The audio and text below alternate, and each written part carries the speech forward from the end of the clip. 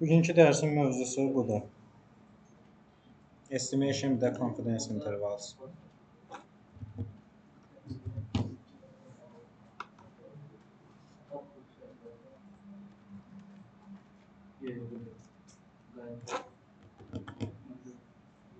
Başlayız. Hı?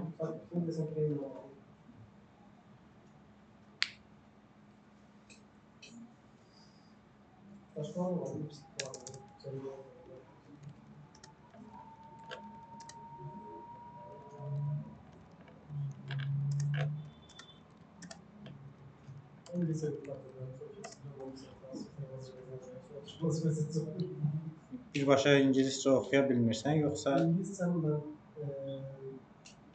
ki, magistr universitet tapmışam. Hər bir yetim gəldim, gələ o istifadə yəni danışa bilməmək okeydir. Prosta oxumaq. Harflərdən zahid başa düşürəm.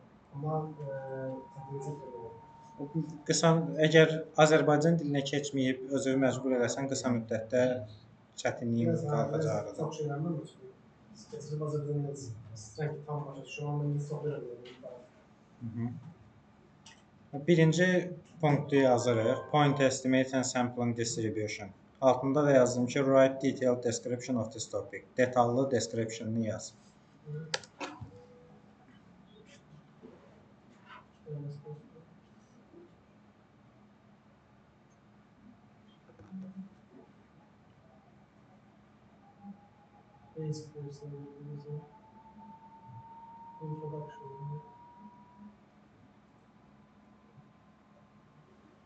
Eyni şey yazılır.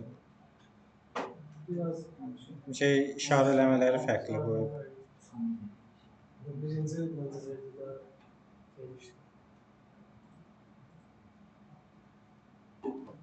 Eyni şeylərdir, sadəcə işarələmələri fərqli qoyub.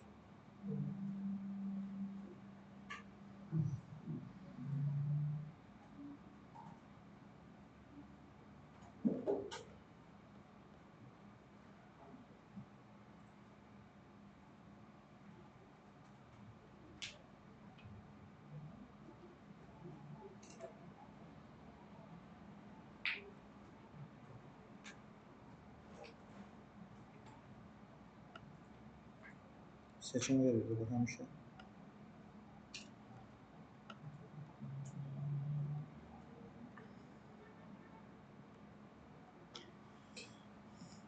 İndi point estimate nədir? Birinci onu bilmək lazımdır. Görünür o. Oxunur da hatta yazılar. Necə?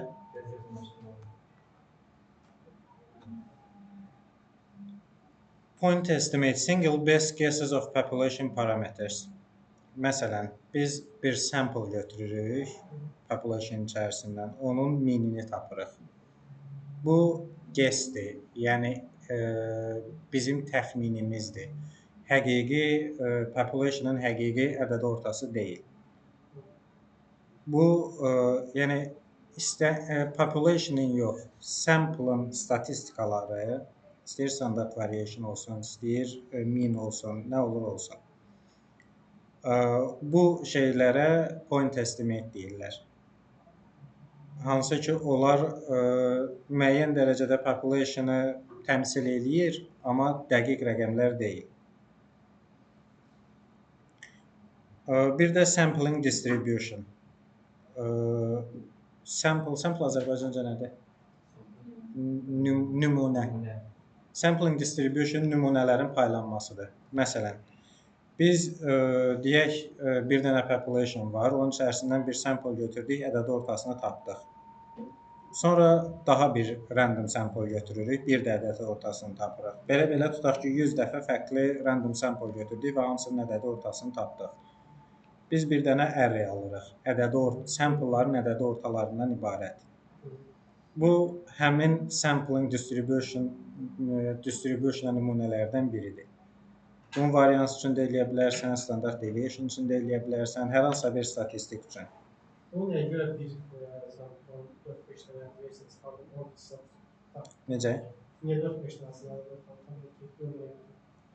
Bir dənəsi bütün populationu izah eləmir. İzah eləyir daha doğrusu, amma errorları olur təbii ki. Bir neçə dənəsini götürüb, onun ortalamasını çıxarıb. Davam elədikcə bu aydın olacaq. Burada da deyir ki, probability distribution that describe how a statistic like a sample mean. Məsəl üçün sample mean, yəni dediyim kimi bu başqa statistik göstəricilər də ola bilər. Behaves when you take many samples. Çoxlu sample götürəndə ola bilər ki, o minlərin hamısı bir-birinə oxşar olsun. Ola da bilər ki, o fərqli sample'larda o minlər bir-birindən xeyli fərqlənsin. Sampling distributionu çıxartmaqda məqsədlərdən biri budur ki, onların necə davrandığını görəsən.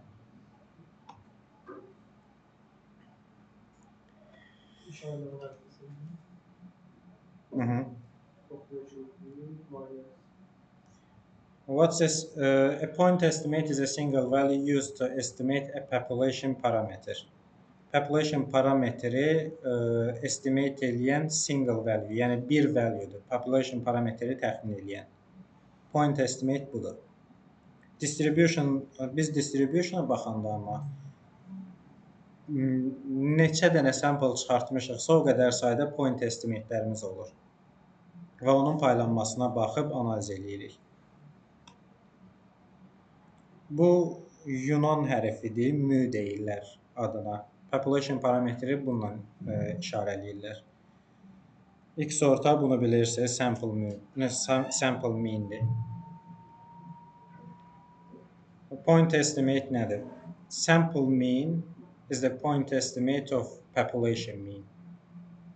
Yəni götürdüyünüz sample'ın statistik göstəricisi population'ın həmin statistik göstəricisinin point estimate'idir. Bura kimi aydın olmayan nəsə var? Eyni şeyi, məsələn, proportion, variance falan üçün də deyir. Proportion is the point estimate of proportion of samples, the point estimate of population proportion.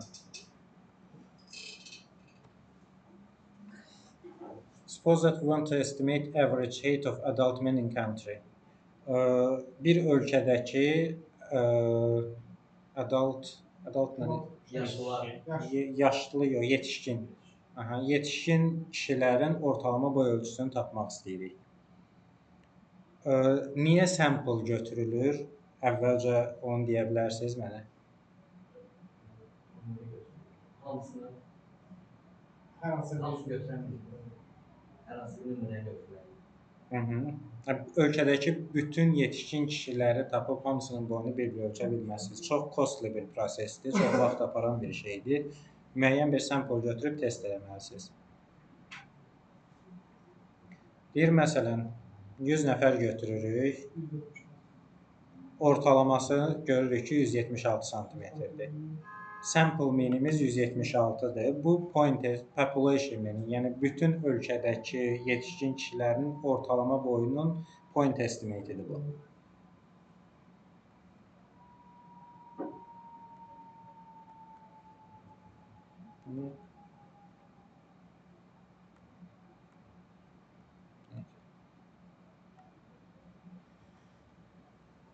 Good estimator should have the following properties. Yaxşı estimator növbəti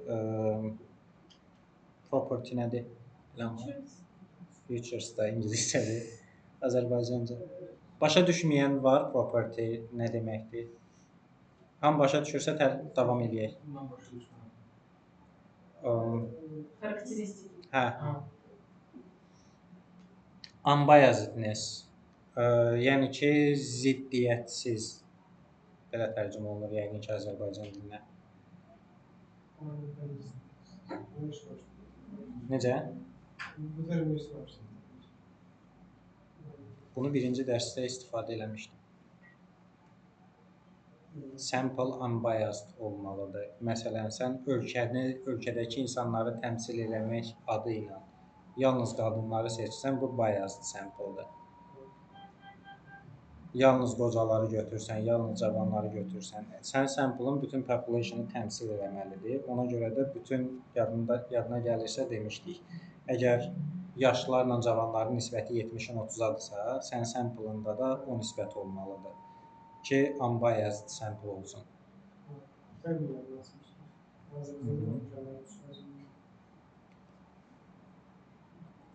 Unbiased olması üçün sənin tapdığın point estimate, yəni sample-ın əgər 1000-dən danışırıqsa 1000-i, həm də population-ın 1000-inə bərabər olmalıdır.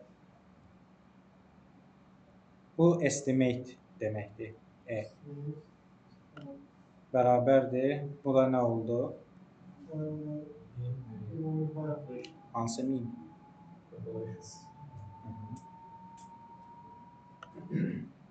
Efficiency. Among all unbiased estimators, the one with the smallest variance is preferred.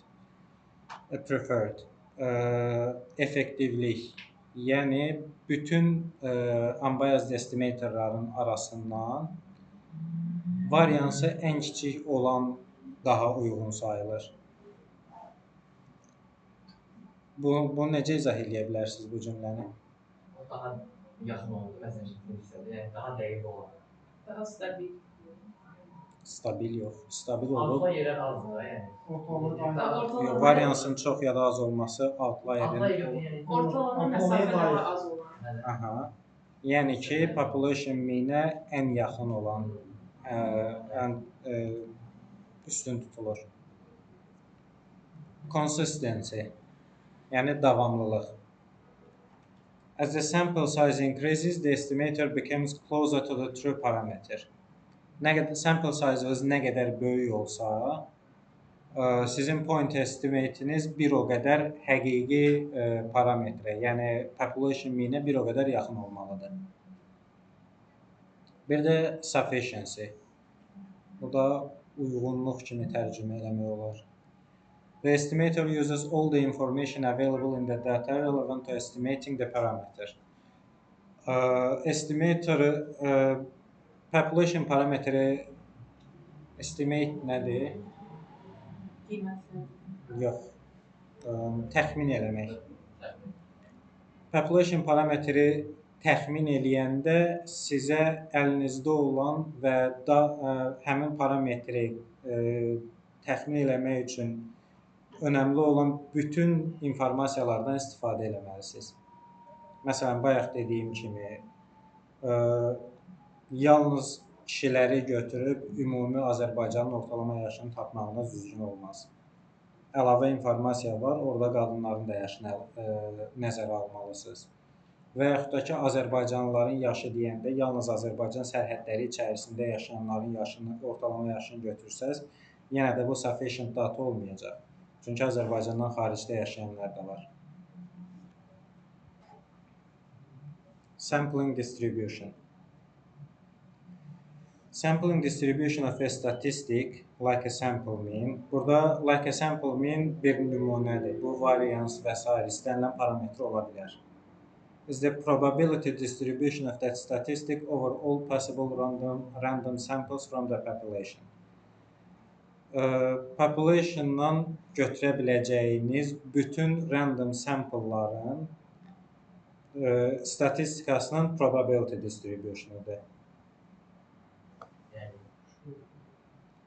Yəni odur. Konseptini izah edir ki, sampling distribution deyəndə nə nəzərdə tutulur? Cümləni başa düşmədin, yoxsa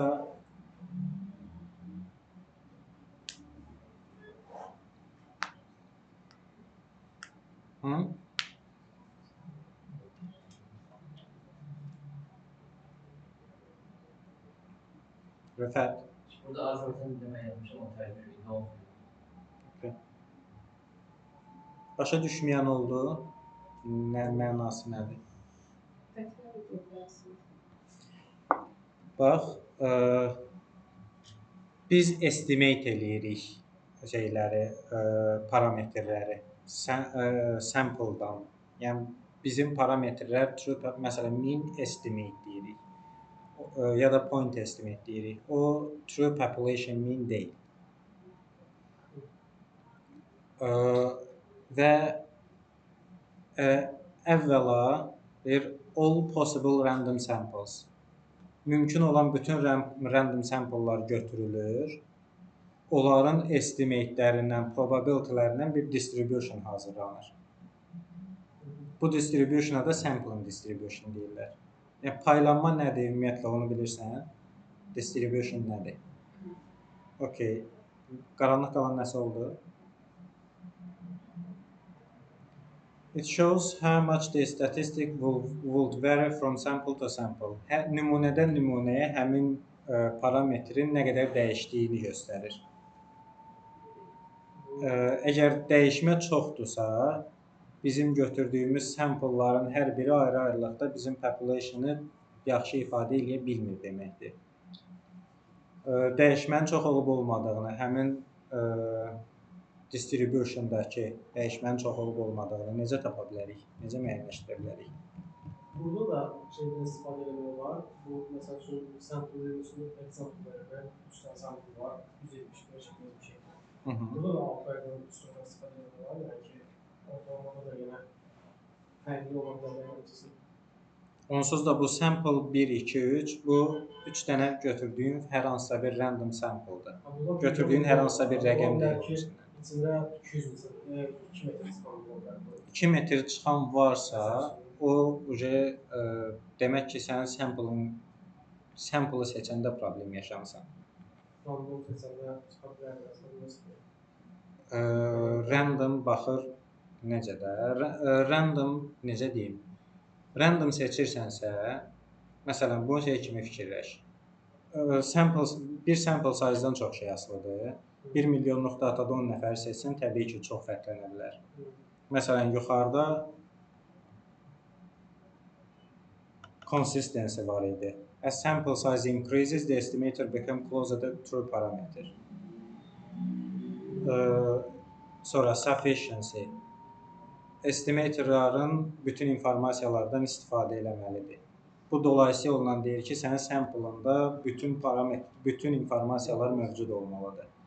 Əgər bu şeylərə əməl edirsənsə, onda buradan çox böyük fərq, məsələn 2 metr 20 sm kimi bir şey çıxması probability baxımından çox aşağı bir şeydir.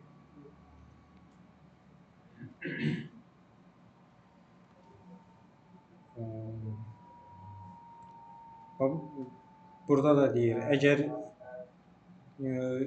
ard-arda 3 dəfə 100 nəfər seçsək və hər birinin ədədi ortasını hesablasaq, we'll get slightly different means. Bir-birindən çox az fərqlənən ortalar əldə edəcəyik. The distribution of all these sample means forms a sampling distribution of the mean. Bütün bu sample meanlərin distributionuna sampling distribution of the mean, ədədi ortanın nümunə paylanması, yəqin ki, belə tərcümə olunur. İngilis dilində öyrəşdirsəz terminləri daha rahat başa düşərsiniz, nəinki Azərbaycan dilində. Bura qədər hər şey aydındır. Sual? Yoxdur sual.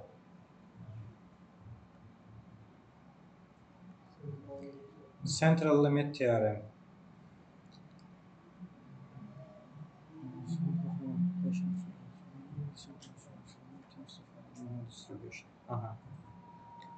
Deyir ki, biz kifayət qədər böyük sayda random sample'lar adətən 30-dan çox olmalıdır.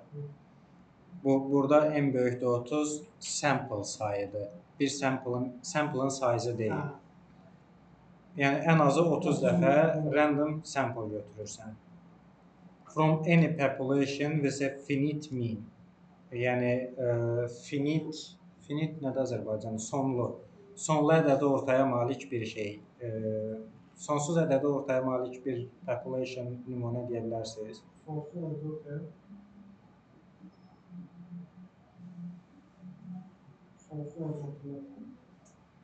Məsələn, bir population var, onun ədədi ortasını çıxartmaq istəyirsən, amma onun ədədi ortası sonsuz ədədi ortadır. Məsələn, müsbət rəqəmlərin ədədi ortası. Bu sonsuz ədədi ortadır. Necə? Yox, hər bir sonsuz. Var, amma sonsuzdur. Amma burada qeyd olunur. From any population mean with a finite mean. Yəni ki, sonlu ədədi ortaya malik. Əgər kifayət qədər böyük sayda biz random sample götürsək, onların distributionu normal distributiona bərabər olacaq. Population distributionun özü ola bilər ki, normal distribution olmasın. Amma biz kifayət qədər böyük sayda random sample götürüb onların ədədi ortalarını tapsaq, həmin sampleların ədədi ortaları normal paylanmanı izləyəcək. Kiminsə sualı var? Niyə sual vermirsiniz? Normal paylanma nədir? Bu biz paylamanı götürürük. 5 dənə nümunə çıxartdıq. Onlar bizə nəyini verir? Səncə biz baxaq ki, ortalama budur, demək, bunların nəsildən random bir götürürük. İndi addım getdikcə gələcək. Burada məsələn sual çıxmalı idi ki, normal distribution nədir? Niyə heç kim sual vermir? Bilən varsa desin. Nə normal? Bu cümlə deyir ki, kifayət qədər böyük sample sayı götürsən, onların ədədi ortaları onların ədədi ortalarının paylanması normal distribution kimi olacaq. Amma heç kim sual vermir ki, normal distribution nədir? Normal distribution yəni ki, bu ədədlərin bir-birinə uyğun olsa, bir çox fərqləri. Bax, oxuyanda əgər yeni termin görürsənsə, onu özündən təxmin eləmə, bu nə demək olar. Bunu ona görə məsələn bura çatdınız, burada saxlayırsınız.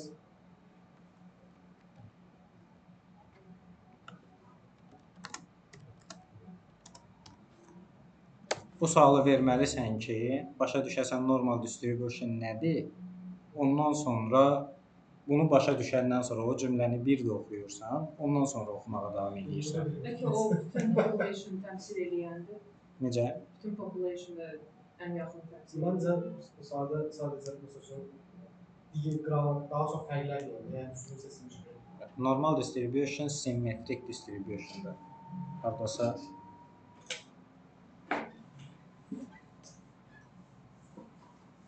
yəni mən şey deyirəm ki, süretsə, yəni çox fərqli yəni.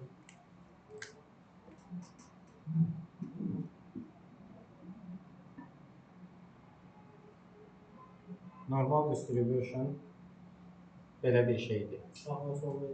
Aha.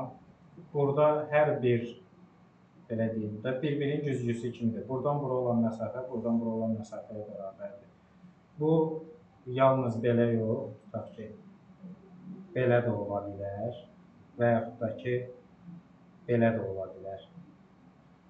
İstənilən halda simmetrik olmalıdır. Necə?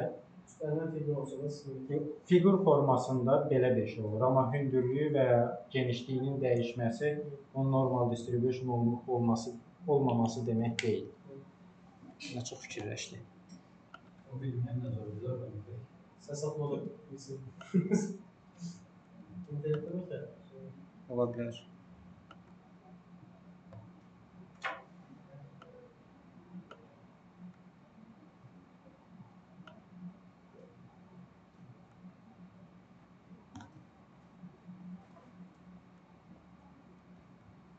sizə olur deyəcəm. Yox, Pullusunda əksinə şey qoyublar. Yazan kimi cavab vermir. Adətən bir neçə saniyə fikirləşir. Bizdə az yerə yox.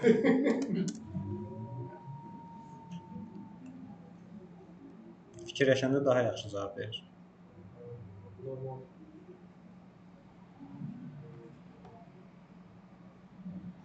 Biz davam eləyək. O cavabı tapanda qayıdarıq ora. Biz harada qalmışdıq?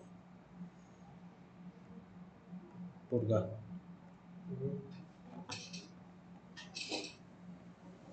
Biraz düzgün yapalım. Hı?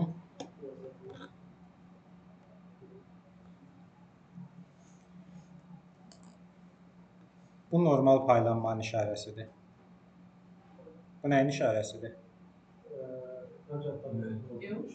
Hı-hı. Population. Hı-hı. Bu nədir? And site. Nə say? Sample size. Bana büyük Say yox, Sample size. içindəki data size. Hı-hı. Bu şey değil. Bayağı bir fazla bir organizeleri böyle büyük olsun. Hemen indi Large, no. Ha bu Sufficiently large. Random samples. Bu niyəsə qarışdırıb. Oradaki Buradakı saydı, buradakı size'dır. Prosto biraz qarışdırıb. başka şey işareleme. D1 da indi işareleme. Hı-hı. This allows us to use normal probability tools like z-score confidence intervals even when the population is not normally distributed. Bu sample size'ları tapmaqla biz z-score confidence interval kimi parametrləri istifadə edə bilirik, hansı ki normal distributionlarda düzgün təxminlər verir. Və biz bu distributionları əldə eləməklə həmin şeyləri istifadə eləmək imkanı əldə edirik. Population'ın özü normally distributed olmasa belə. Yəni qısa olaraq desək, bizim distributionu, əlimizdə olan real population'ın distribution'ını normallaşdırır. Ondan sonra da bu parametrlərdən istifadə edib statistik analiz eləyə bilirik. İnternet gedib yoxsa Siz o bizden boşver. Starstaff'a boşver. Staff'dadır. Prosto Star mermi olur. Boşver. Aslında var. Siz değişmemeniz star mermi olur. bir saniyə olur bəzən ki bunun özündə problem olur. Təzəsində yazsaq.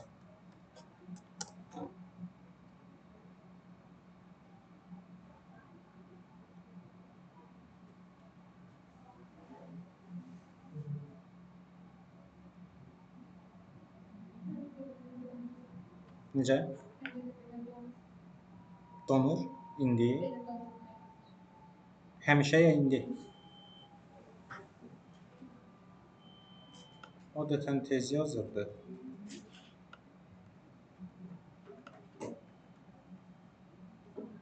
Yəni burada cavabını yazılmış ki.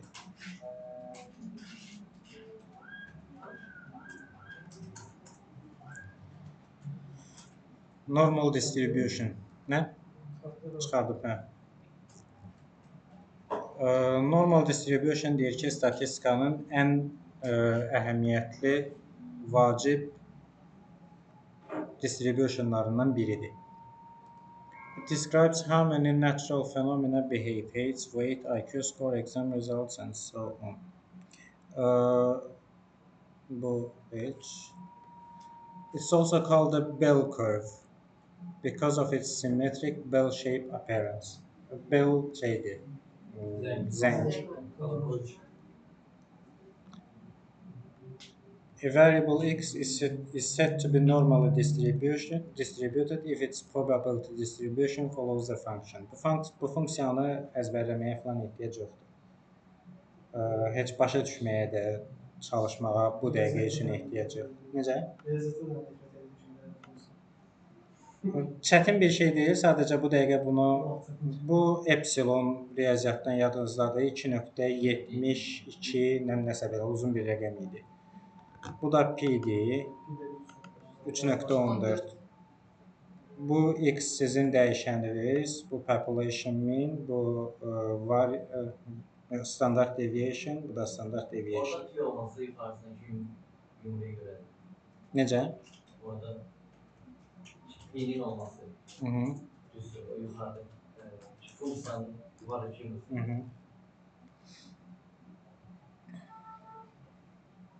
Intuitive meaning.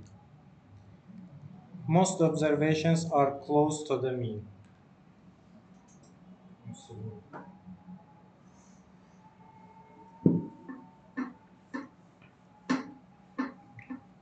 Gauss paylanması. Necə? Bu normal paylanma, Gauss paylanması. Gauss paylanması. Gaussian distribution. Ola bilər elə də adlandırılır, eşitməmişəm açıq.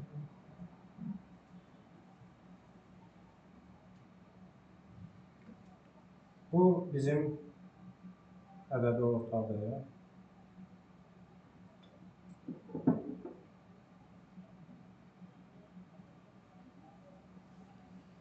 Birinci property deyir, most observations are close to the mean. Əksər observationlar mean-ə daha yaxındır. Buralar çox yaxındır. Bu tail dediyimiz, bu quyruq dediyimiz hissələr də çox uzaqdır. Amma bunların arasında qalan əksər observationlar mean-ə daha yaxındır. Few observations lie far from it.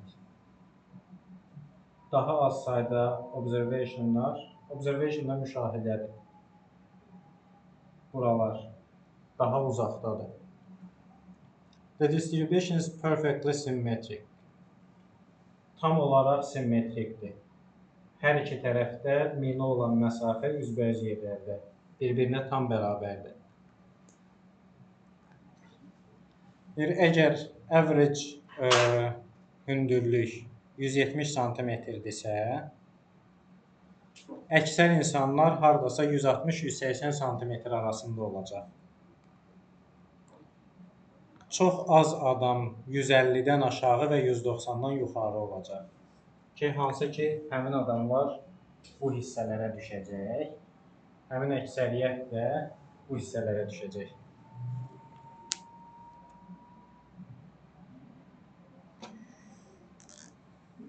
Bell shape və symmetric, bunu dedik. Normal paylanmalarda mean, median, mod üçü də bir-birinə bərabər olur. Normal paylanmanın featureslərindən, xarakteristikalarından biridir. Necə? Spread yayılma deməkdir. Controlled by the standard deviation. Total area and the curve 1. All possible outcomes. Bu curve'ün içərisində olan bütün şeylər, nöqtələr, bütün yəni bu observationlardan hər hansısa biri burada ya burada filan ola bilməz. Hamısı curve'ün üstündə olmalıdır və bu bütün mümkün nəticələri təmsil eləyir. Probability tails extend infinitely. Bu quyruqlar sonsuza qədər uzanır. The probability approach zero as you move away from the mean. Amma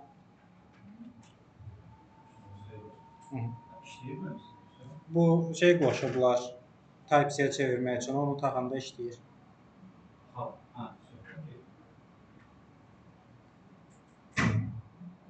Bu quyruqlar sonsuza qədər uzanır, amma ədədi ortadan nə qədər çox uzaqlaşsa, oradakı outcome-ların gerçək olma ehtimalı sıfıra yaxınlaşır. Aydındır? Sual var? Hamısını soruşacağım gələn dəfə. Sual var? Bunlar aslında vaxt keçmişdir. Total area curve Hı -hı. beraber de deyirəm. Hı -hı. Yəni o ərazi, o şeydə deyil, dairənin içində olanlar Sahəsi 1-ə bərabər olur.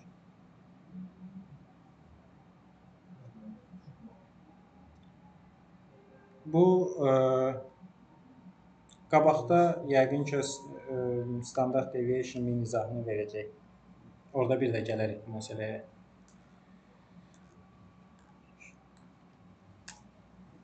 Bu rəqəmin dəyişilməsi, population mean-in dəyişilməsi bu funksiyanı olduğu kimi sağa və ya sola sürüşdürür. Məsələn, biz dəyişsək, burada olsa, bu yəni belə uzanıb gəlməyəcək. Yəni eyni formada sürüşəcək bu tərəfə. Standart deviation-ın artması amma standart deviation artanda stretch belə dartmaq deməkdir, kompressiya sıxmaq deməkdir. Standart deviation artırsa bu forma belə yox, tutaq ki, belə bir şey olacaq böyük standart deviation-da. Kiçik standart deviation-da da belə bir şey olacaq. Bu niyə belə olur? Kim izah edə bilər? Çünki məsafə daha azalır ya da çoxalır. Ortalama məsafəsi bu şeydən, bu ədədi ortadan yayınma. Kiçik standart deviation o deməkdir ki, daha çox nöqtə bu ədədi ortaya yaxındır.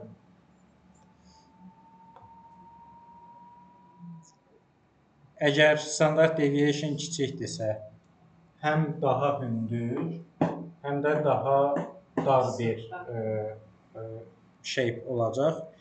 Əgər böyükdürsə də, daha oranı səhv çəkmişəm, daha balaca, amma daha enli olacaq.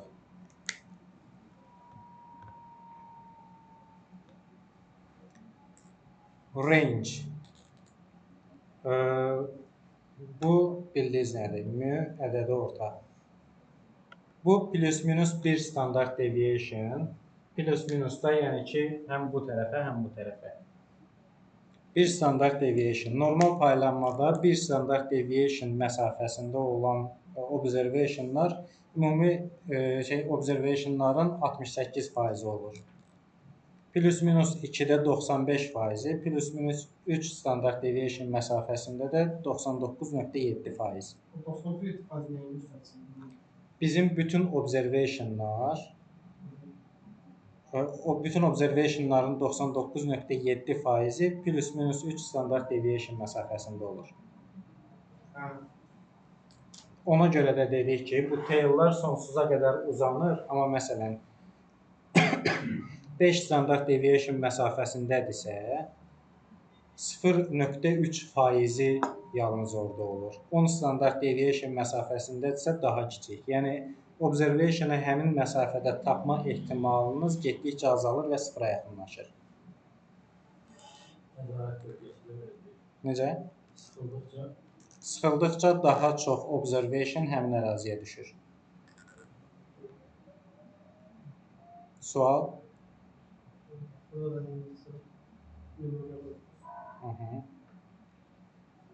If IQ scores are normally distributed, mean 100-dür, standart deviation 15-dir.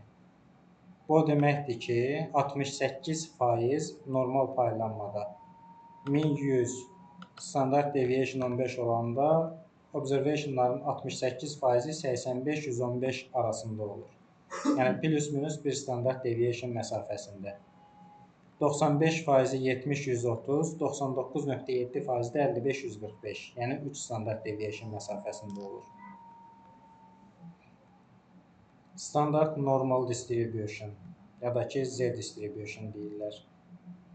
Bu düstur tanış gəlir. Z-skorun düsturu. Standart normal distributionda mean 0-a bərabər olur. Yəni ki, burada olur. Standart deviationu da 1-ə bərabər olur. Bu riyazi olaraq bunun izahı uzun çəkər və ehtiyac da yoxdur. Bu standart devir bu propertilərin siz riyazi olaraq hesablayıb yəni bu propertiləri ödəyən bir shape-i götürüb sahəsini hesablamaq istəsəz 1 verəcək. Ona görə o yuxarıdakı propertilərdə var idi ki, onun sahəsi 1-ə bərabər olur.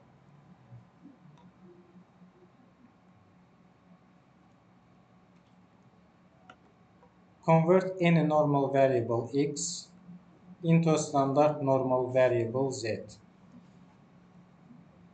This process is called standardization. Biz yadınızdadır, deyirdik ki, plus minus 3 z skor qədər məsafədə outlier deyil. Onu buradan alırıq. Z skoru tapırıq. Z skorunu tapma səbəbimiz bu bizim əlimizdə olan datanı standartlaşdırmaqdır. Burada aydın olmayan nəsə var?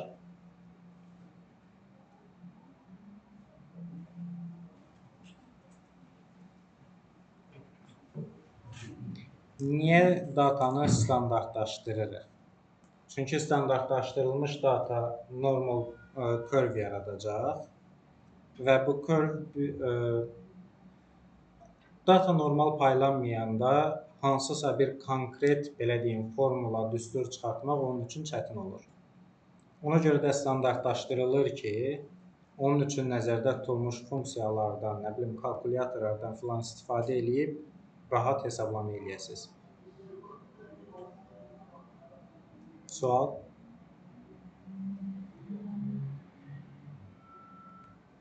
Bu sənin fikrində olan bayaqki normal distribution-a oxşadır.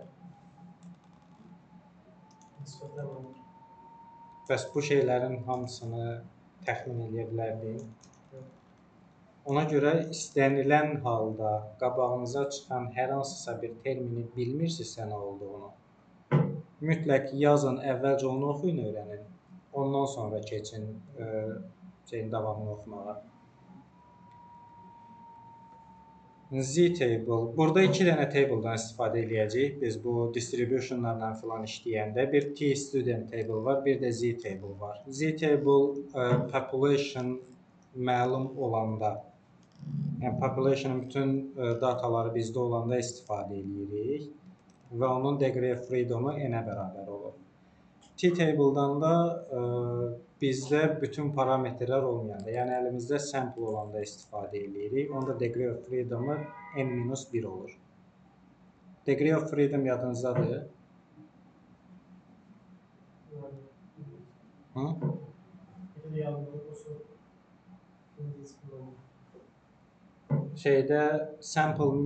Samples variansından population variansı tapanda nələrə bölürdük sürəti? n-1. Oradakı degree of freedom.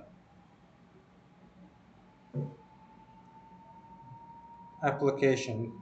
Biz hypothesis test keçəcəyik, confidence interval keçəcəyik, quality control əmin deyiləm keçəcəyik ya yox.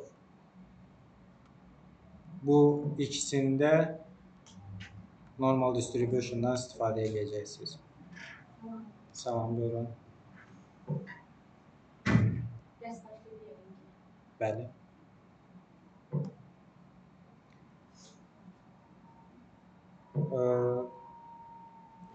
Başa düşdünüzsə normal distribution'ı qaydaq bayaq qaldığımız yerə. İstənilən halda dediyim kimi qabağınıza hər hansısa bir şey, bilmədiyiniz termin çıxanda mütləq o termini əvvəlcə öyrənin. Çünki ChatGPT-yə yazırsınız, sizə nəyisə izah eləsin. O sizin nəyi bilib bilmədiyinizdən xəbəri yoxdur. O statistik dillə sənə izah eləyir ki, bu öyrənmək istədiyin şey nədir. Amma orada istifadə elədiyi şeylərdən hər hansısa bir şeyi bilmirsənsə, həmin mövzunu tam yaxşı başa düşməyin mümkün deyil. O mövzunun içərisində bilmədiyin bir şey çıxanda əvvəlcə onu öyrənməlisən, sonra həmin mövzuya davam eləməlisən. Oxudun, çıxdı. Əvvəlcə öyrən, ondan sonra qayıt bir də oxu həmin yeri. Aydındır? Sualı olan var normal distribution'dan bağlı? Bunlar faiz göstəricisi nasıl oluşturulur? Faizlər bu siz belə bir formada bağlanır. Bunlarla yəni bu hissənin şey.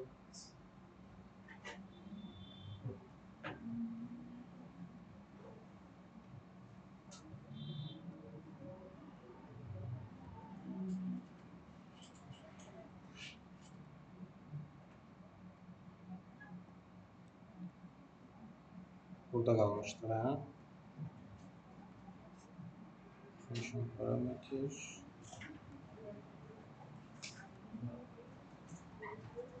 Burada qalmışdır.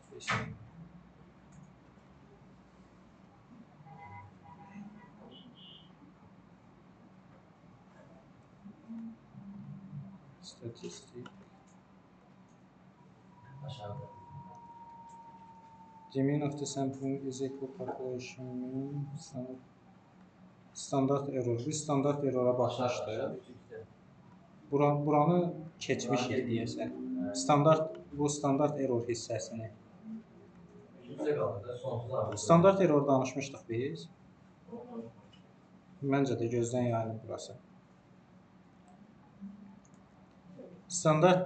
The standard deviation of sampling distribution is called the standard error.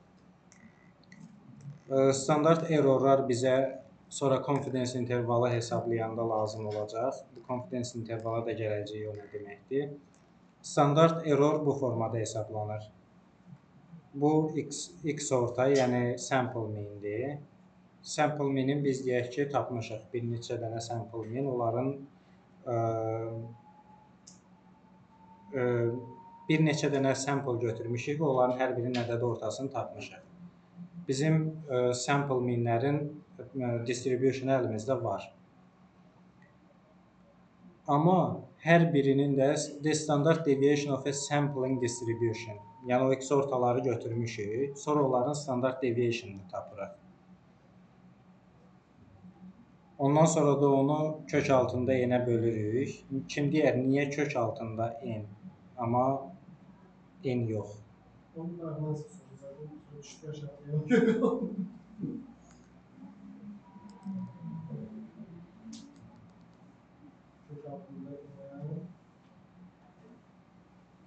Biz standart deviation'dan daha əvvəl yayınmanı nə ilə hesablayırdıq? Kvadratı.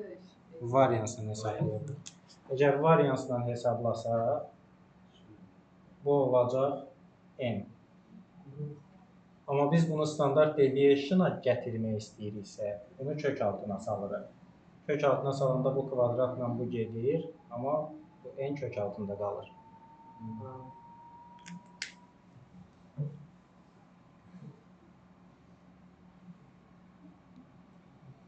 Approximately normal. Hə, burada qalmışdıq. Z-score, T-score.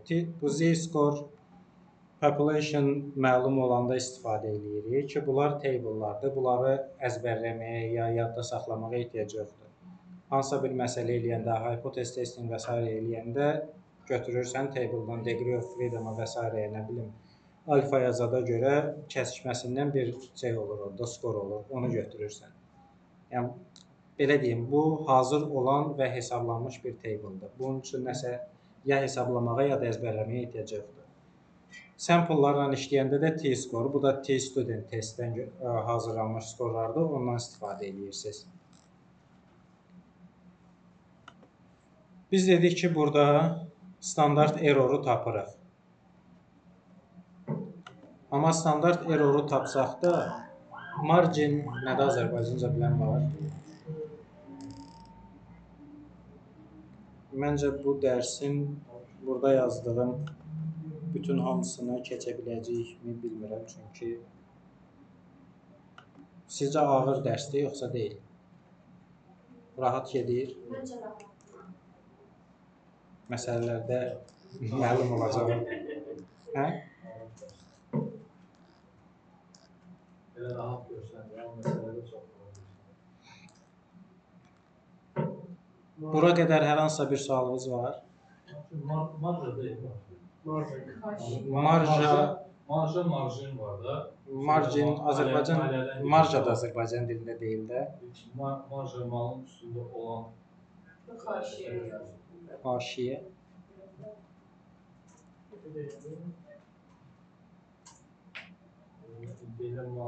formulasını nədir?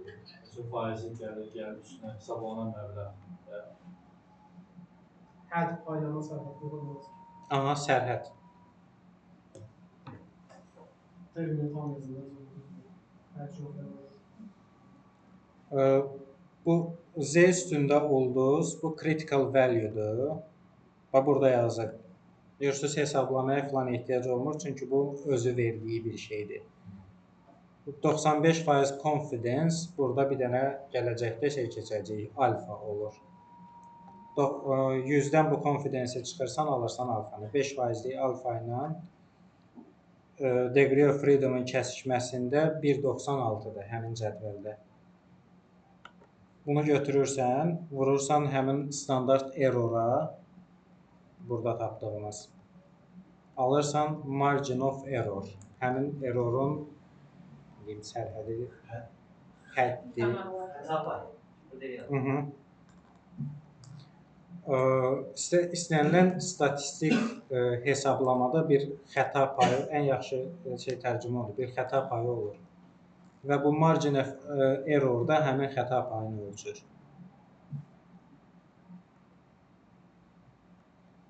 Standard error of the estimate.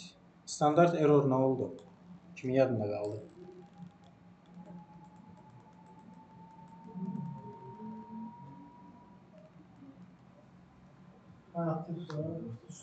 Bayaqki də izah gözləyirəm. Kvadratı yüksəltdiyimiz kökün altına salacaq. Aha, nədir o?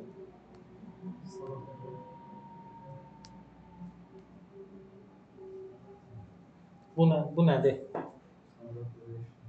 Nəyin standard deviation-ıdır? Sampling deyil. Population-ın da deyil. Necə? Funksiya. Yox. Sampling distribution-ın standard deviation-ıdır. Biz dedik axı, bir neçə dənə random sample seçirik, onun hər birinin minini hesablayırıq, sonra aldığımız distribution-ın standard deviation-ını alırıq.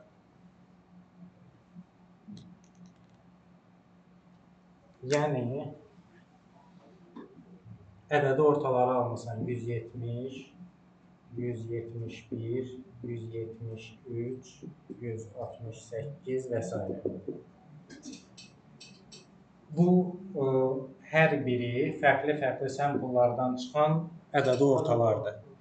Amma bunların hamısı bir-birinə bərabər deyil, bir yayılması var. Bunun standart deviation-ıdır bu.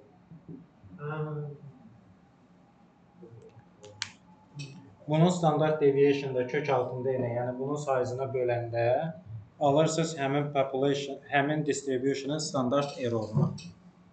Niyə standart error deyirlər? Deviation nə deməkdir? Yayılma, kənarlaşma. Kənarlaşma varsa, deməli bir səhv var burada. Bütün population-ın çünki mini bir dənədir. Outlier kimi şeydir. Outlier deyil. Outlier bir population-ın içərisində ümumi olanların davranışından fərqli olanı göstərir, çox fərqlənəni göstərir. Burada ümumi davranış, burada outlier yoxdur. Standart error, ona görə standart error, standart səhv deyirlər ki, çünki bunların heç biri bəlkə də həqiqi min deyil.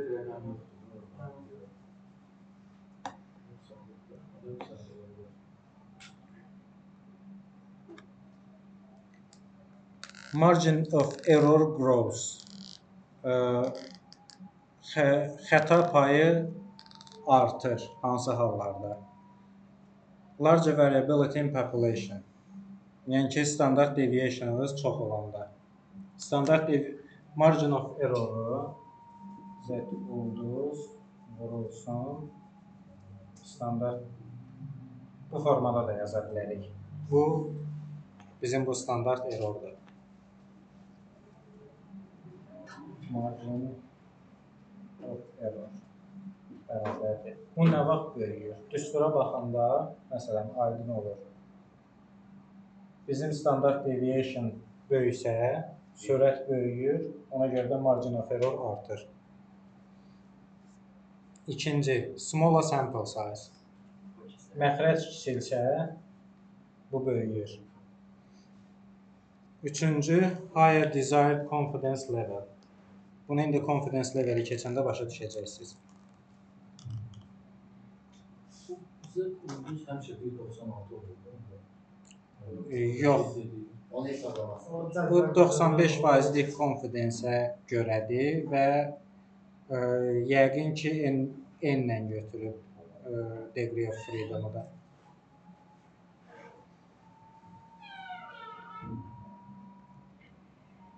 Bu bir dənə belə deyim də belə bir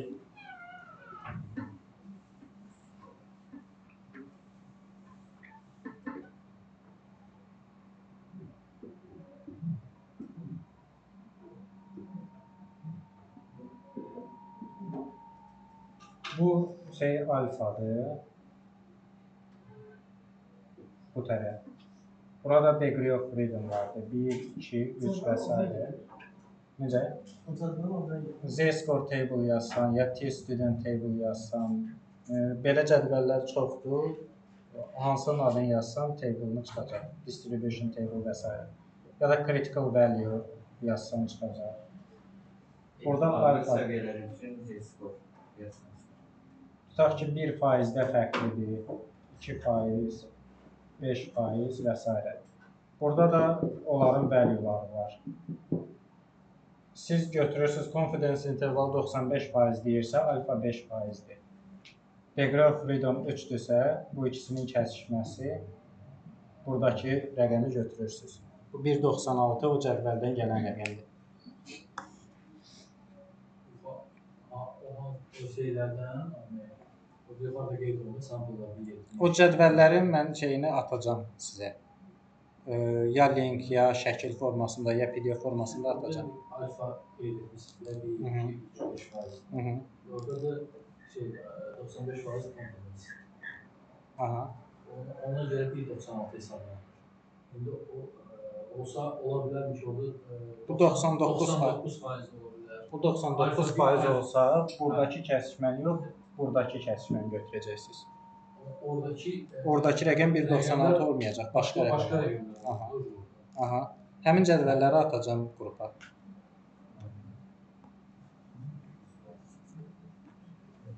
Confidence interval. Bura kimi başa düşmədiyiniz bir şey var?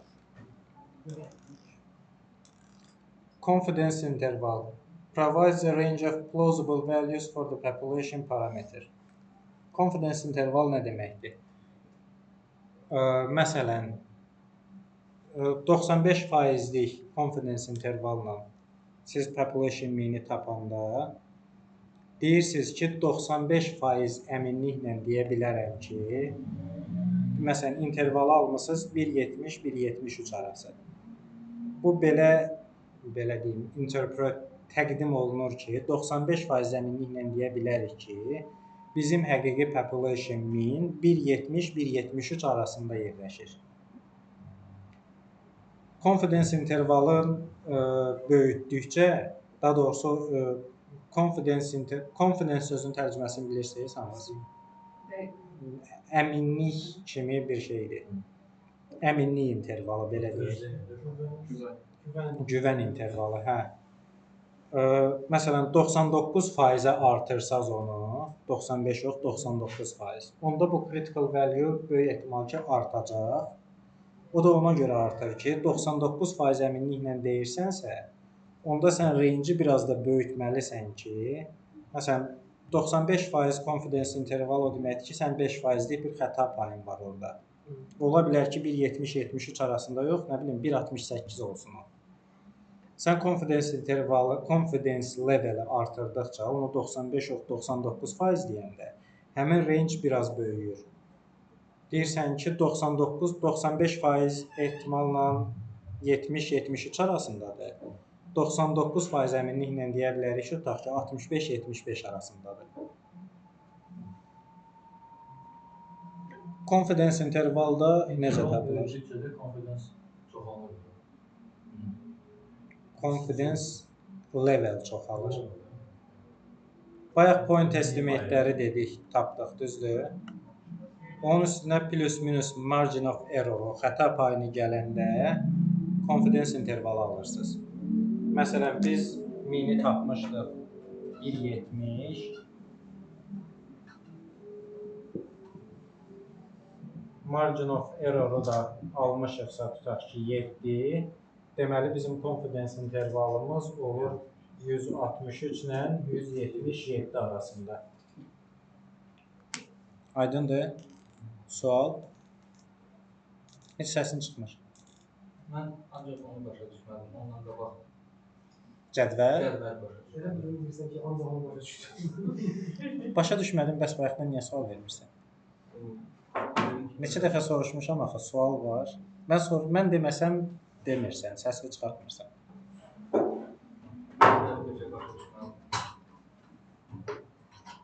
Bu cədvəl hər hansısa bir hesablama eləyəcəyin falan bir şey deyil.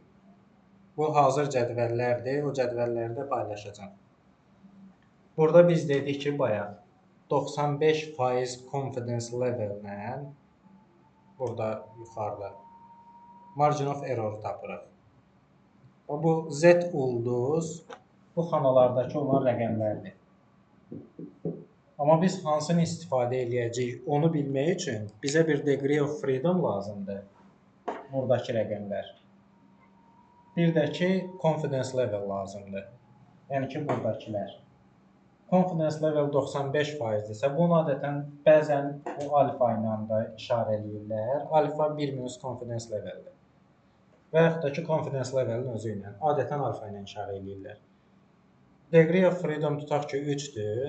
Confidence levelin 5-dir. Ona məsələni eləyəndə ya özü sənə deyir ki, 95% confidence level-lə tap.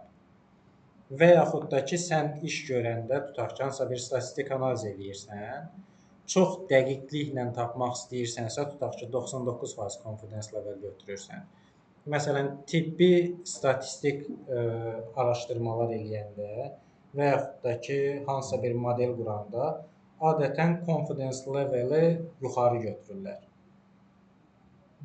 Amma iqtisadiyyatda məsələn 90%lik confidence level-də kifayət eləyir bir çox hallarda.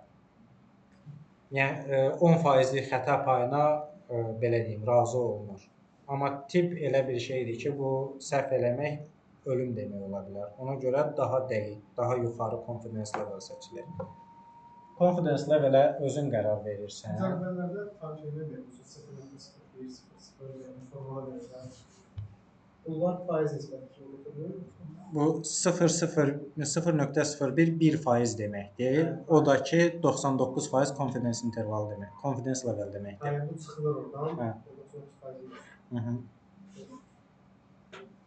Confidence level-i bilirsən, degree of freedom-ı əlində olan datadan və ya məsələdə sənə deyir və yaxud da ki, elə bir şey verir ki, özün oradan aydınlaşdırasan degree of freedom neçədir. Sadəcə cədvəldən onun kəsişməsindəki rəqəmi götürürsən. Aydın deyildi? Onu biz atacaqsınız da. Atacam, hə. O cədvəldə. Bunlar yalnız biraz Ramil tapdı. İnternetdən də tapa bilər. Mən atacam atmağını, amma belə internetdən də yazıb tapa bilərsən.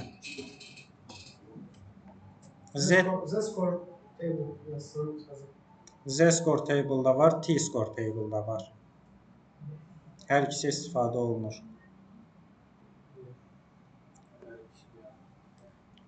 Confidence interval for a mean. Əgər population variance məlumdursa, onda confidence interval olur. Bu nədir? Kim deyər? Bu margin of error. Bu point estimate. Bu bizim ədədi ortamızdır. Bu da margin of error-dur. Bunun düstur formasındakı halıdır sadəcə.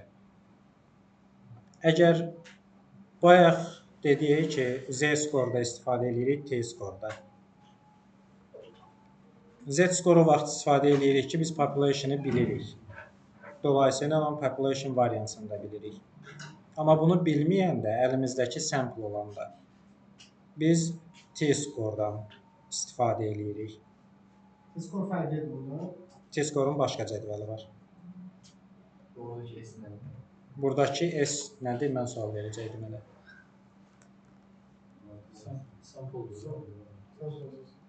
Sample nə? Standart ki. Sample standard deviation-dır. Bu population standard deviation-dır, bu sample standard deviation-dır.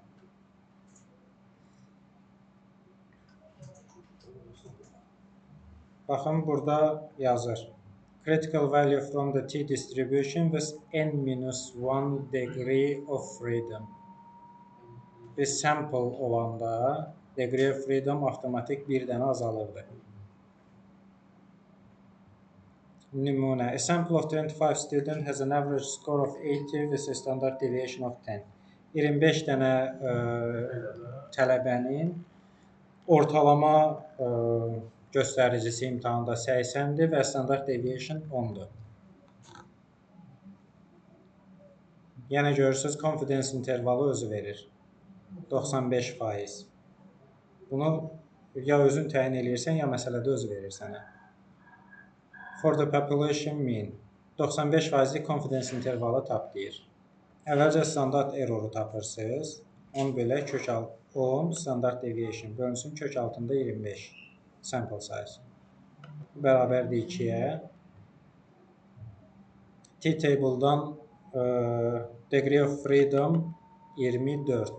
Bildiniz niyə? 24. Sample size'ımız 25 idi, çıxırıq 24.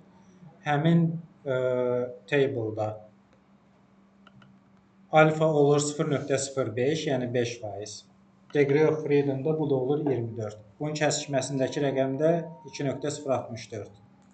Bunu cədvəldən götürürsünüz. Confidence intervalda 80 plus minus 2.064 vurulsun 2. Alırsınız bunu. Bu nə deməkdir? Confidence interval 75.9-dur, 84.1-dir. Yəni 95% əminliklə biz deyə bilirik ki, 75% Amma tələbələrin average skoru bu iki rəqəm arasındadır. Orada qeyd olunan standart deviation olaraq. Necə? Orada qeyd olunan standart deviation. Standart deviation. Yuxarıda tapşırığın özündə. Standart deviation 10-dur. Onların arasında 80%. Tam başa düşmədim. O skor, o standart deviation orada 10 punkt qeyd olunanda, o arada. Yox, o demək deyil. Standart deviation ümumi bütün paylanmanın ədədi ortasından yayılmasını göstərir. Amma biz deyirik ki, biz bir sample götürmüşük, onun içərisindən ədədi ortasını tapmışıq ki, 80-dir. Amma bu bizim population mean deyil. Bu bizim sample mean'dir və əmin deyilik ki, bu 100% 80-dir. Çünki əlimizdə bütün population datası yoxdur. Standart erroru tapmaqla və daha sonra da margin erroru tapırıq. Plus minus həmin ədədi ortanın üstünə gəlirik və deyirik ki, 95% əminliklə deyə bilərik ki, həqiqi population mean bu iki rəqəm arasındadır. We are 95% confident that the true mean score lies between 75.9 and 84.1. 95% əminik ki, həqiqi ədədi orta bu iki rəqəm arasındadır.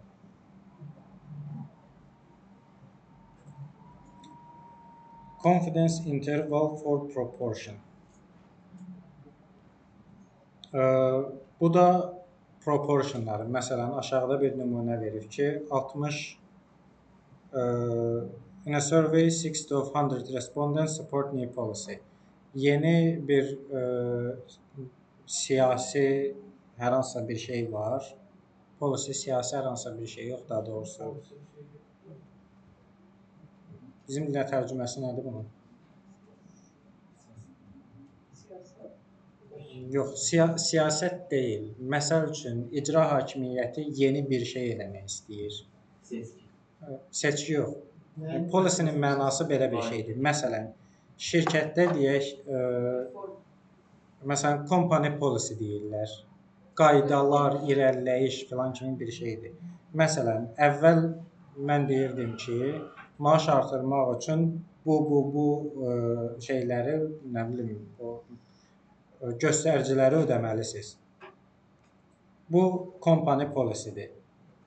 Sabah fikrimi dəyişirəm. Deyirəm ki, məsələn, bunlar çatması çox çətin hədəflərdir. Bəzi hədəfləri aşağı salaq. Yəni polisini dəyişirəm.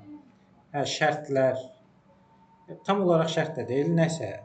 Yəni əsas odur, bunu başa düşdünüz, yeni polisini dəstəkləyirlər. Biz burada minə görə confidence intervalı tapırdıq. Onun düsturu belədir. Bunu margin of error-u tapırıq, sonra da point estimate-in plus-minusdan confidence intervalını alırıq. O proportion-da o biraz fərqlidir. Əgər qabağımıza proportion çıxıbsa, orada tapacağımız, yəni z-skoru vururuq, amma standart deviation bölünsün kök altında n-ə yox. Proportion vurulsun 1 çarpı proportion bölək n kök altında. Bu proportionun standart errorudur.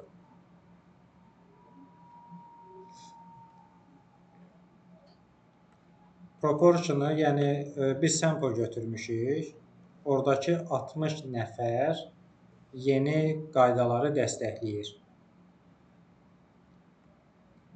Standart errorunu alırıq 0.049 bu düsturla.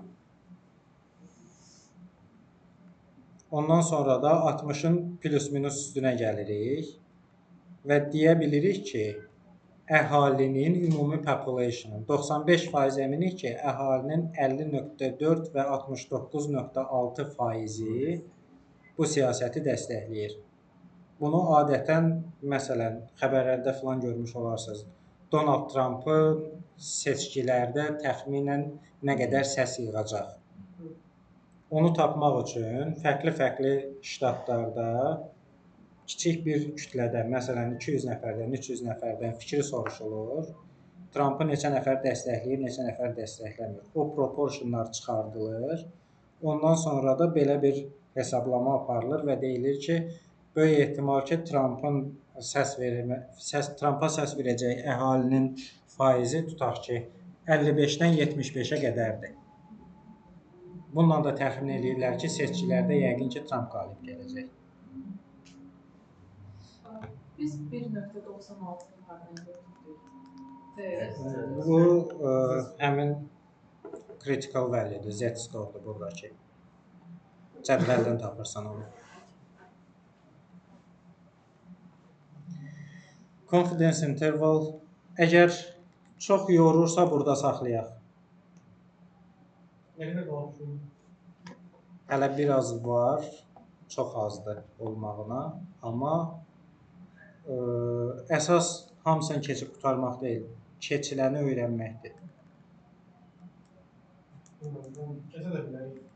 Sonra onsuz ikinizəsi yenə savablı geçsə, üstündə də artıq təkrar edir. İndi keçməsək, yəni təkrar getmək, belə deyim də, bir növ vaxt itkisidir.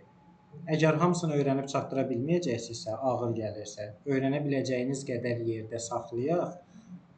Burada mən bunu izah elədim, başa düşmədiniz, gələn dəfə gəldim, bir də izah elədim. Buna vaxt itirməkdənsə çalışmalara baxaq. Kifayətdir, yoxsa davam eləyək? Gəlin.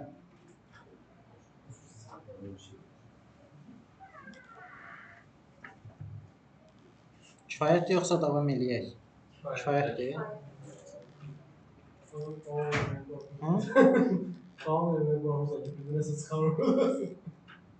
Getdikcə düsturlar biraz da qəliz deyil əslində, hamısı sadə düsturlardır. Sadəcə ilk baxışdan biraz daha qəliz görsənir, məsələn bu. Ona görə belə deyim də, tam rahat öyrənə biləcəyiniz qədərini götürün ki, öyrənin. Kursda mən materialları advance-a qədər deyə gedə bilərəm. Amma axırda heç nə bilməyəcəksə, bu kursun sizə heç bir faydası olmayacaq. Ən azından %100 bütün materialı yox, bütün materialı keçib heç nə bilməməkdənsə, yəni 60%-ni keçib, amma 60%-i bilmək daha yaxşıdır. Sizə lazımdır son son üzərində İngilis işləyirik, yoxsa yəni ilkin mərhələ üçün işə girəndə birdən hamısı soruşmazlar. İşə girəndə onsuz da bunlar sizdən heç kim soruşmayacaq. Statistika sualı %99 heç kim vermir.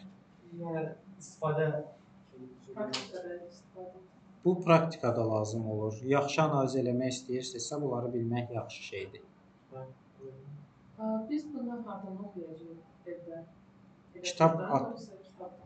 Bunu ona görə göstərdim ki, məsələn, bir dənə emaillə bu dərsi yazıb, o slaydlar olur, o slaydları hazırlamağa, hamısını bir-bir bütün düsturları tapım yazım, onlara vaxtım olmur. Bir dənə yazıram ki, buna aid mənə bir dənə slayd hazırla ver, belə də baxıb göstərib dərsi danışmağa. Onu yazanda gördüm, gözümə sataşan oldu ki, məsələn, normal distribution'ı yazır, amma izah eləmir. Və sizin də suallarınızdan görürdüm ki, bəzən həddən artıq sadə bir sualdır, bunu soruşursunuz. Soruşmağınız yaxşı bir şeydir, demirəm soruşmayın. Amma halbuki bunu 3 gün bu dərsə qədər gözləyib soruşmağın əvəzinə 2 saniyəyə ChatGPT ilə başa düşə bilərdiniz.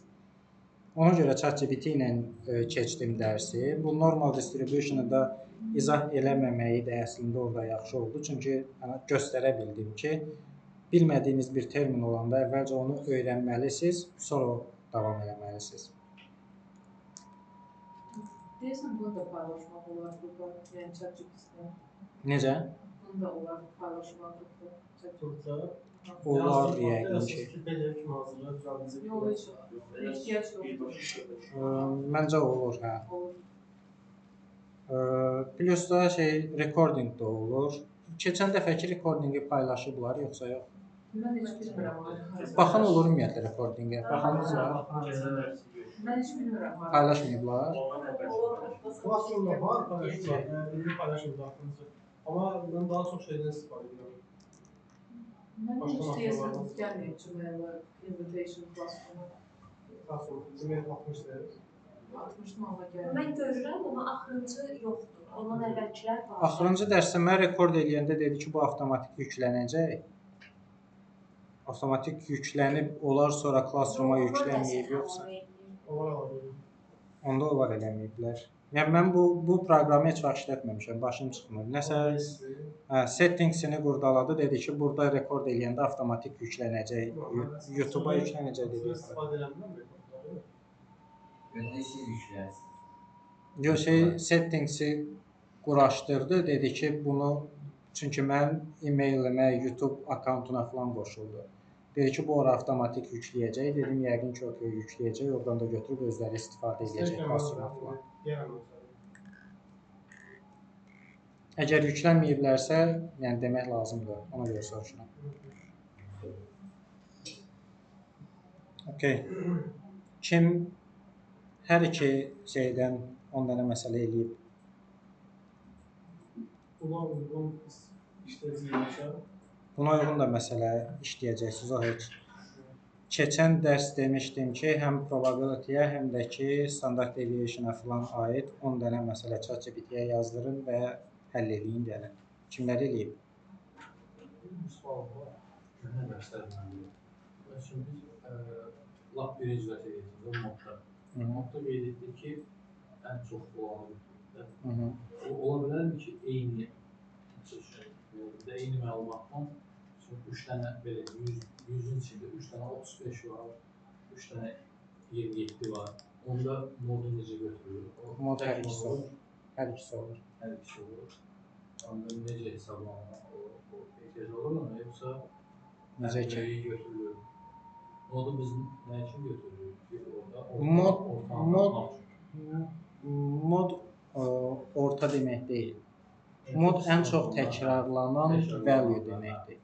2 dənədirsə, demək ki, ikisi ən çox təkrarlanır. Yəni, onun ədədi ortasını tapmaq falan belə şeyə ehtiyac yoxdur. Mod ən çox təkrarlanan value-nu tapmaqdır. 2 dənəsi 3 dənə də ola bilər mod, 4 dənə də ola bilər.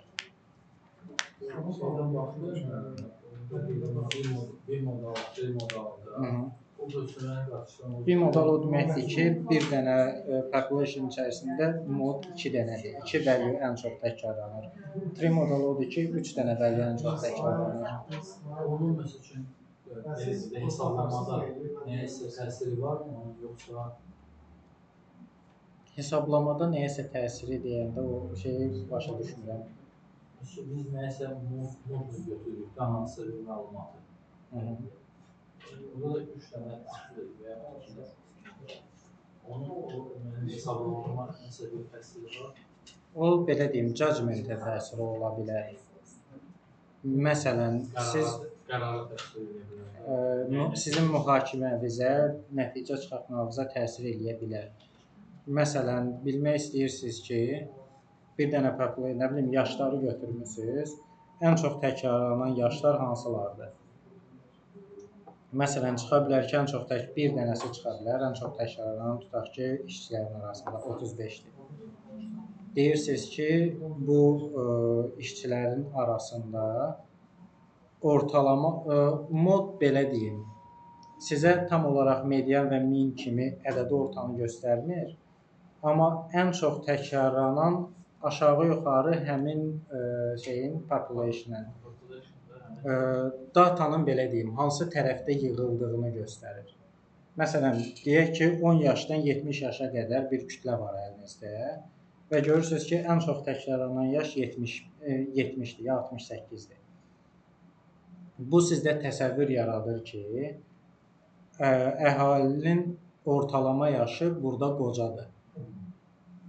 Amma çıxa da bilər ki, tutaq ki, həm 15-dir, həm 68-dir. 2 dənə, bir modal ola bilər.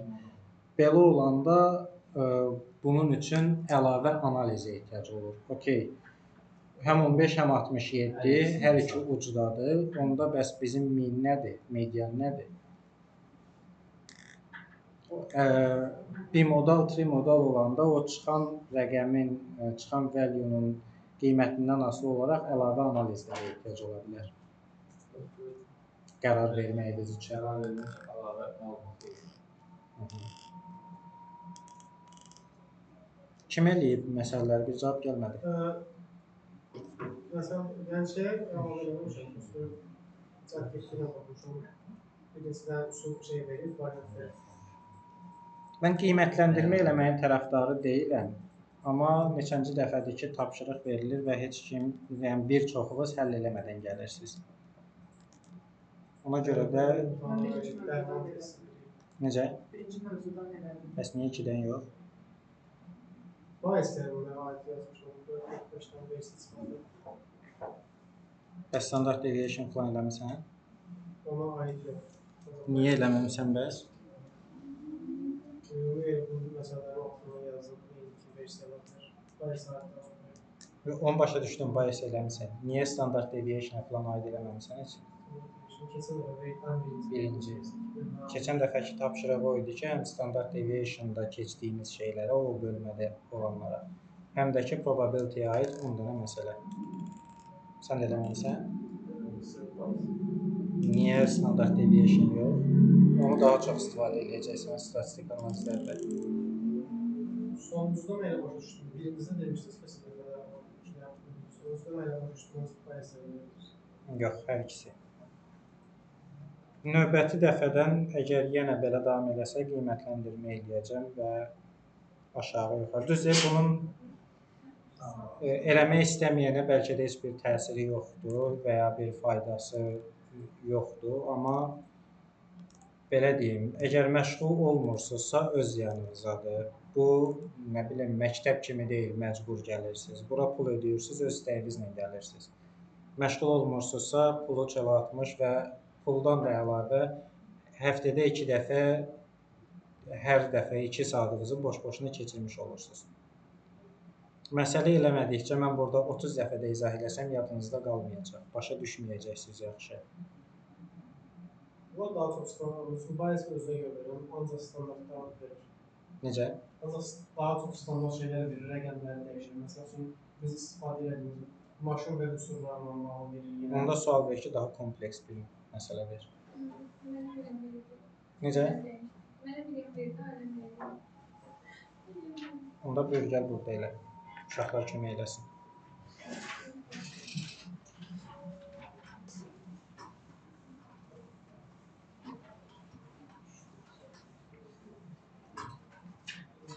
Bu dəfə mən kömək eləməyəcəm. Arzu eləyə bilməsə, əvəzinə kimsə çıxıb eləyəcək.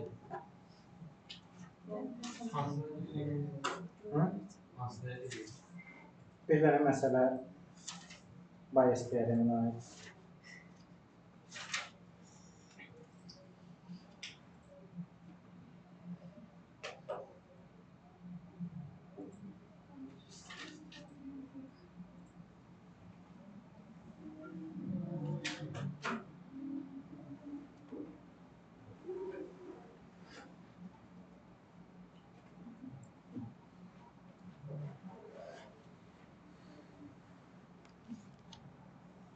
Demək deyir ki, zavodda iki xətt var. A xətti, bir də B xətti. A xətti istehsalın 70%-ni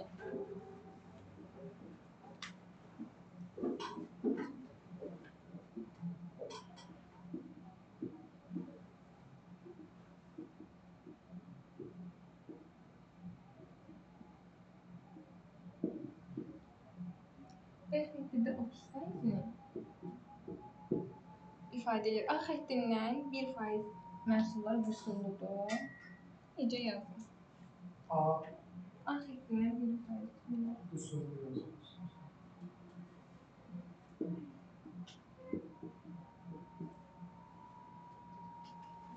B xəttindən də 4%.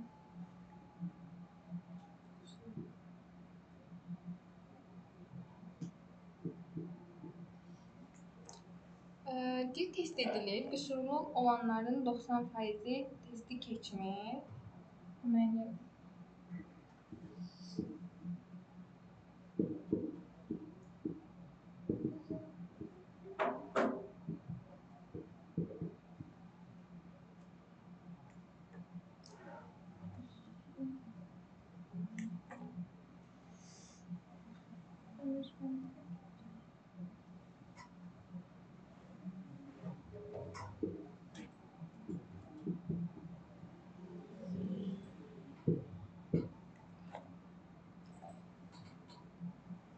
deyir ki, 95% qüsurludan keçmir, 95% qüsursuzlar keçir, qüsurların 90% keçmir. Təsərrüfə biri keçmirsə, onun B xəttindən olma ehtimalını tapın. Ne işarələmələri yazılır? Babamın A yazar, sonra B yazın. A, 70%. 7. Rəqəm yazılır.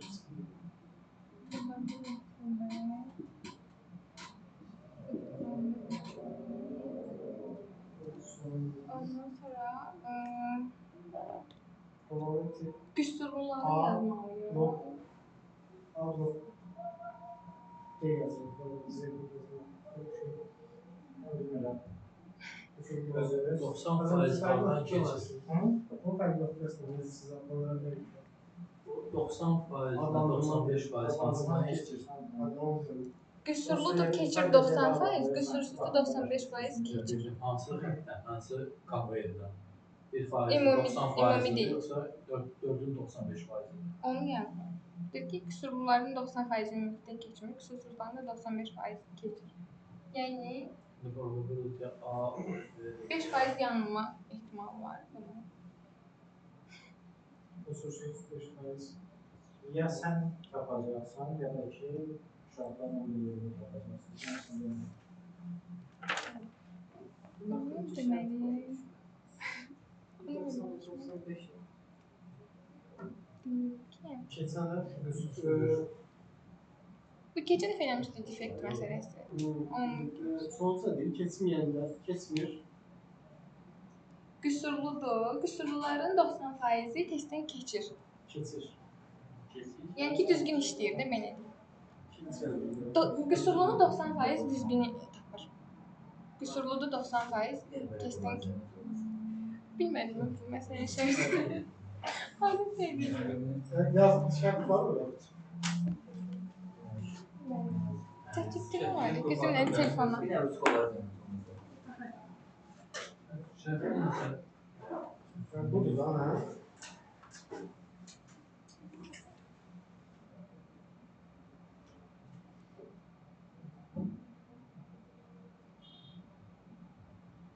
Dəmdə də baxdım. Dur, baxdım.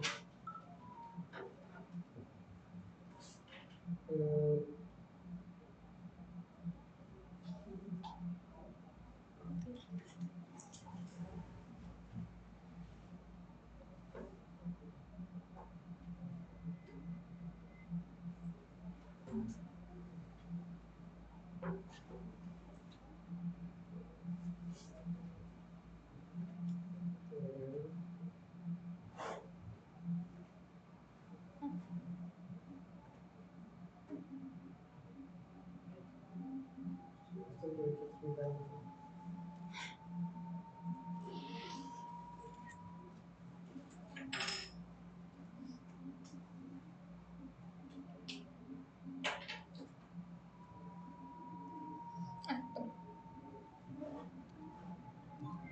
Nədir? Bu onun orijinal düsturu. Düstur deyil, şərtidir. Zavodda iki xətt var. A istehsalı 70%, B də 30%. A xəttindən çıxan hissələrin 1%, B xəttindən çıxanların 4% qüsurludur.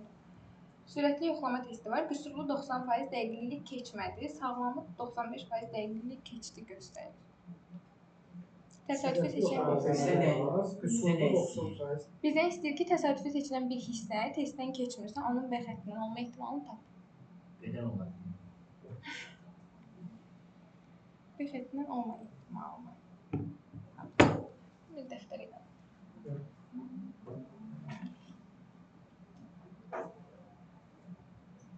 Sürətli yoxlama testi var. Qüsurlu 90% dəqiqliklə keçmədi. Məsələn, qüsurlunu 90% dəqiqliklə keçmədi. Sağlamı 95% dəqiqliklə keçdi göstərir. Keçmədiləri 90% dəqiqliklə göstərir. Keçənləri 95% dəqiqliklə göstərir.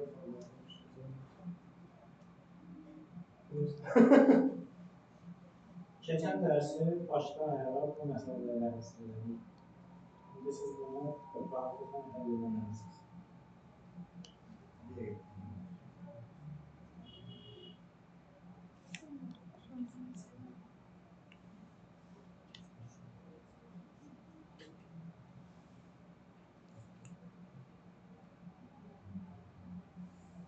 İkinci qurulu işarələmələrini yaza bilər.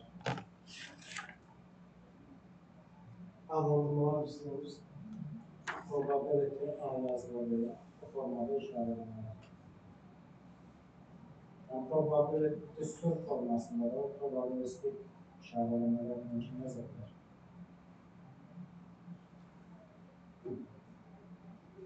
Adımızı da yazaq. Keçməyən A.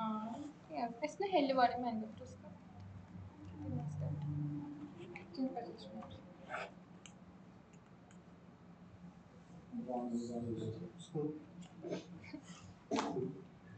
Cavab var. Var. Bir də sən.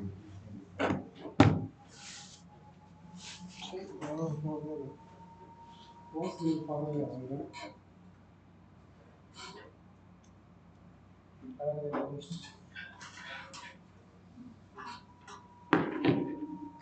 Bu kötüden ifade aşağıda bir şey. O ki A beraber 0.7'ye Yemişsin. 0.3'e bunu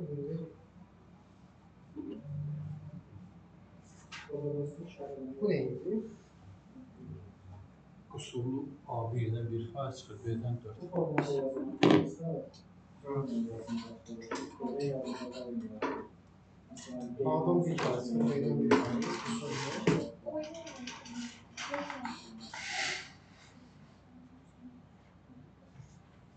Yok ya. deyirəm, cavab baxım yenə. Yəni problem ki, Bu formalar üçün A xəttindən çıxan hissə 1%, B xəttindən çıxan onların 4% qüsurludur. Probability A qüsuruna görə yazılır. Bərabərdir. 1% göstərmişdim. Başa qüsurunda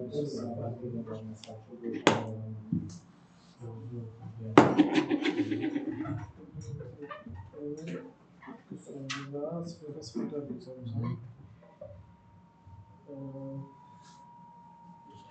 Bu nə deyir? Bu hissədən, təsadüfi seçilən bir hissədən testdən keçmirsə, onun B xəttində seçilən bir hissə testdən keçmirsə. Probability AQ nədir? Nə deməkdir? A-da çıxan qüsurluların sayıdır, bir də B-də çıxan qüsurlar. O A-dan çıxan qüsurlu deməkdir. Qüsurlu olanın A-dan çıxması deməkdir. Yox.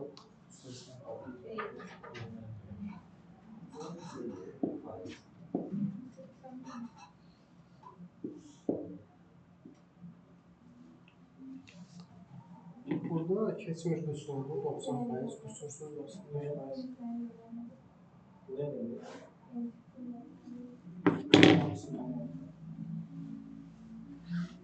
Niyə ki birinci qüsurlunun beydən olma ehtimalı yoxdur? Biz nə yapdıq? Ümumiyyətlə. Qüsurluların B xəttindən olmur. Onu tapdıq. Bu mənə çaşdırır, bu fərqli bir şeydir. Səndə cavablar nə olacaq? Neçədir? Ümumi 38 Görürəm.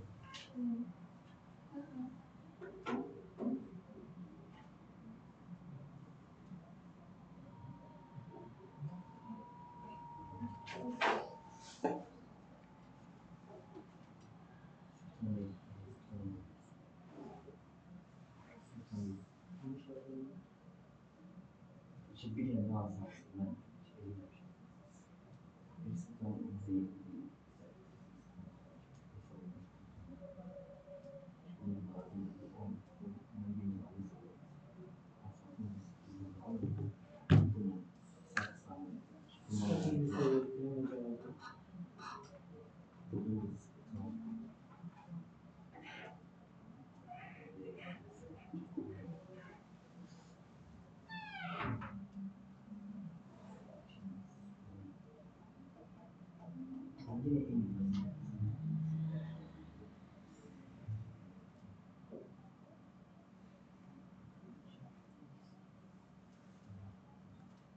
Kəşf gələnlər. Lazımlılar bizə. Nə deyir? Probability AB. Yox.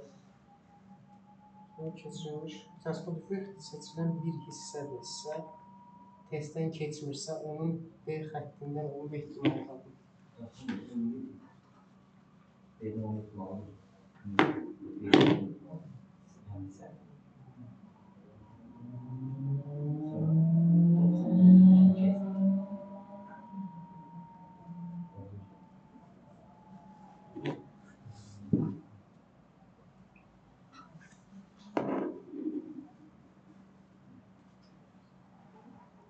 Birinci nəyi tapmalısınız? Ümumi tapılmalı. Qüsurlunun beydən olma ehtimalı. Yox, birinci nəyi tapmalısınız? Qüsurlunun beydən olma ehtimalı. Birinci nəyi tapmalısınız? Birinci dəqiq. Ən sonda bizim cavabımız deyək ki, qüsurun B-də olma ehtimalı tapılır. 95% keçmə qüsursuz olmalı tapmaq.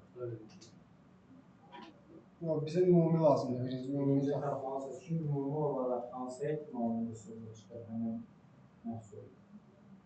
Onda hər ikisini götürürük də, P, A, B-ni götürürük. B, Q-nü tapırsan birinci. Probability qüsurlu olması. Ümumi olaraq qüsurlu olması ehtimalı. 5%. Bir ehtimalı. 1,9%. Sanırım ben.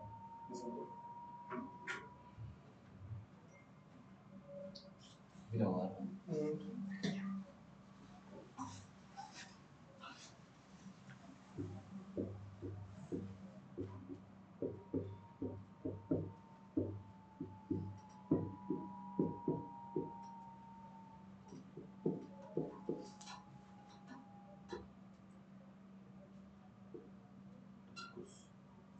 Bu 1.9% küsuruz. Elə deyil. O səhv göstərər. Burada qeyd olunan Hə? 4% deməyəcəm. O dəfə elə tapdıq da o əvvəlki məsələdə. İkisini də bir-birinə vurduq, cəmlədi. Ümumi budur. Ümumi səhv çıxan budur. İndi biz B-nin səhv çıxanını məsələn əgər tapmaq istəyiriksə, B-ninki budur da. İşarələmələrlə yaz ki, həm özün başa düşəsən suala baxanda, həm başqa baxan adam da başa düşəsən. Başqa yoxdur da burada. Yoxdur orada. Yılmaqda var görürsən. Biraz baxmışsan bağlı işləyirsiniz. Bugün bunu burada tapmasanız bunu da elə verir.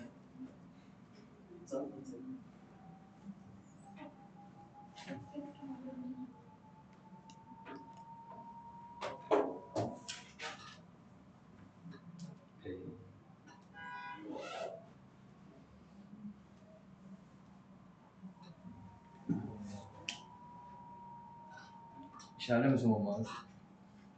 Yox.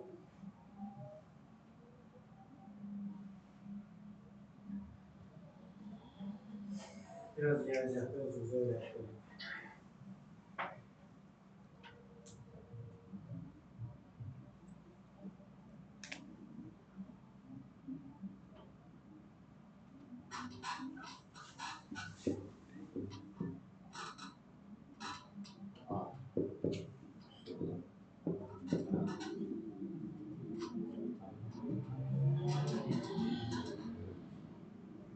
Nə yazır?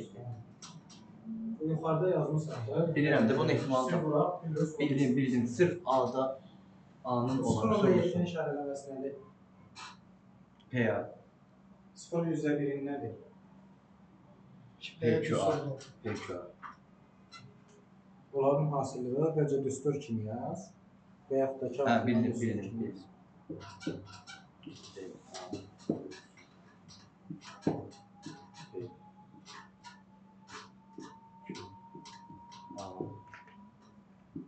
Bölsün.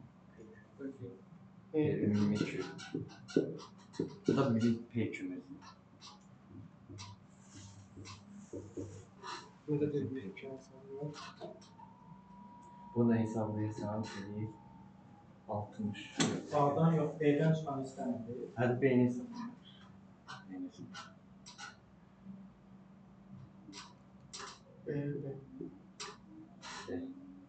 Bu da 63.1 idi. 0.7 vurulsun. Ne hesablayayım da?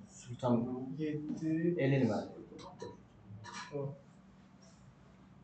PBQ. Səndə necə olmuşdu? 38.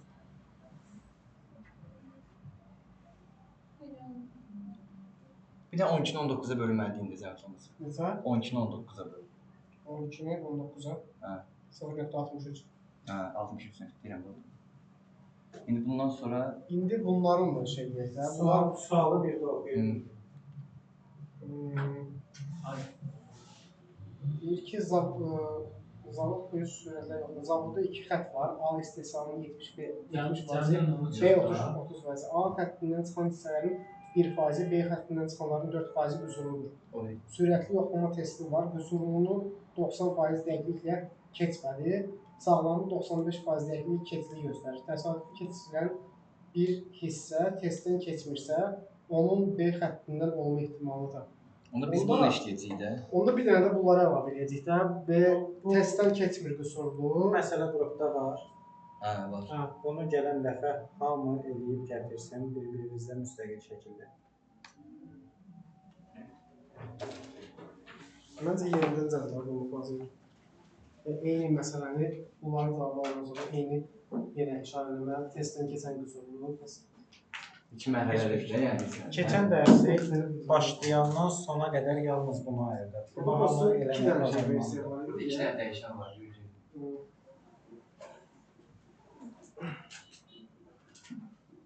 Dərsi yaxşı öyrənin, məsələlər atacağam. Gözlə ki, bunu da hamı eləyib gətirsin gələn dəfə.